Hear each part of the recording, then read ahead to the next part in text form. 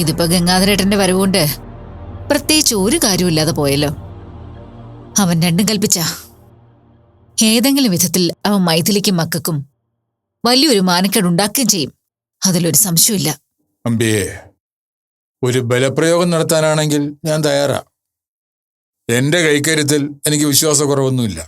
പക്ഷെ അതുകൊണ്ടെന്താ, ഇവിടെ ഒരു ബഹളം ഉണ്ടാക്കാം, അത്രയല്ലേ പറ്റൂ. ഇത് അവസാനിപ്പിക്കണം, അവസാനിപ്പിച്ചേ പറ്റൂ. ഞാനുണ്ട്, മൈഥിലിയുണ്ട്, മക്കളുണ്ട്. എല്ലാവരുടെയും പൊതുശല്യം എന്ന രീതിയിൽ ഒരു പരാതി കൊടുക്കണം. അതിപ്പോ പോലീസ് സ്റ്റേഷനിൽ വേണമെന്നില്ല, വനിതാ കമ്മീഷനിലായിക്കോട്ടെ.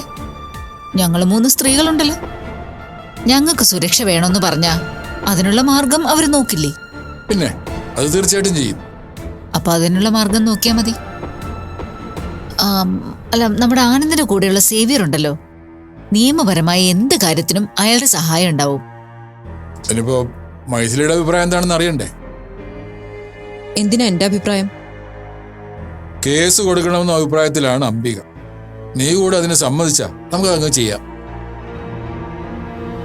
നീ എന്തിനാ ഇത്രമാത്രം ആലോചിക്കുന്നേ?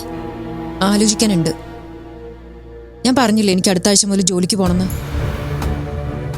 ഹോസ്പിറ്റലിൽ പോകാൻ നിനക്ക് എന്താ കുഴപ്പം? പോലീസുകാരെ അന്വേഷിക്കാൻ വരുമ്പോ കാര്യങ്ങൾ പറയണമെന്നല്ലേ ഉള്ളൂ. അച്ഛനൊന്നും അറിയാത്ത പോലെ സംസാരിക്കല്ലേ. അമ്മ പറഞ്ഞ എല്ലാ സ്ഥലത്തും നമ്മൾ കേസ് കൊടുത്താൽ അയാൾ എന്താ പറയാ? കുറ്റവാളിയാണെങ്കിൽ എന്നെ ഇവിടുന്ന് പുറത്താക്കിക്കോന്ന് പറയും. അതിന് നമ്മുടെ കയ്യിൽ എന്തെങ്കിലും തെളിവുണ്ടോ? തെളിവൊക്കെ പോലീസുകാർ അന്വേഷിച്ച് കണ്ടുപിടിച്ചോളും. അവരല്ലേ ഇവിടെ വന്നത്. അമ്മേ, ഇനി എന്തെങ്കിലും ഒരു നീക്കം വന്നാ അതെങ്ങനെ പ്രതിരോധിക്കണമെന്ന് സാരംഗ് ചോദിച്ചറിഞ്ഞിട്ടുണ്ടാവും, അത് പഠിച്ചിട്ടും ഉണ്ടാവും. അച്ഛാ, കേസിന് പോകാൻ എനിക്ക് താല്പര്യമില്ല. അയാൾ വരുമോ പോവോ, അയാളുടെ കൂടെ വേറെ ആരെങ്കിലും വരുമോ, എന്താന്ന് വെച്ചാൽ ആയിക്കോട്ടെ. ഇത്തവണ കൂടെ ഞാൻ ജോലിക്ക് പോകാതിരുന്നാ പിന്നെ എന്നേക്കുമായിട്ട് ഞാൻ ഈ പ്രൊഫഷൻ ഉപേക്ഷിക്കേണ്ടി വരും. അതൊന്നും വേണ്ട എന്റെ പൊന്നു ഗംഗാധരേട്ടാ, ഇതെങ്ങനെയൊന്ന് അവസാനിപ്പിക്കുക? എന്റെ മുന്നിൽ വേറെ മാർഗങ്ങളൊന്നും തെളിയുന്നില്ല. അപ്പോ ഇത് അവസാനിച്ചു, അത്ര തന്നെ. അമ്മ ഒന്ന് ആലോചിച്ച് നോക്ക്. എത്ര കാലമായി ഓരോരോ പ്രശ്നങ്ങൾ ഒന്നിനു പുറകെ ഒന്നായിട്ട്. അതിനിടയില പോലീസ് സ്റ്റേഷൻ, കേസ്, കോടതി. ഇതിന്റെ ഇടയിൽ എപ്പോഴാണ് ഞാനൊന്ന് ശ്വാസം വിടുന്നത്, എപ്പോഴാണ് ജീവിക്കുന്നത്? വല്ലാത്തൊരു മടുപ്പ് തോന്നുക. ഇതെല്ലാം കണ്ടു മക്കളുടെ മനസ്സ് തന്നെ മാറിപ്പോവാ. ശരി, തൽക്കാലം ഇതൊരു നിയമപ്രശ്നമാക്കുന്നില്ല. പക്ഷെ ഒരു കാര്യം നീ ഞങ്ങൾക്ക് ഉറപ്പ് തരണം.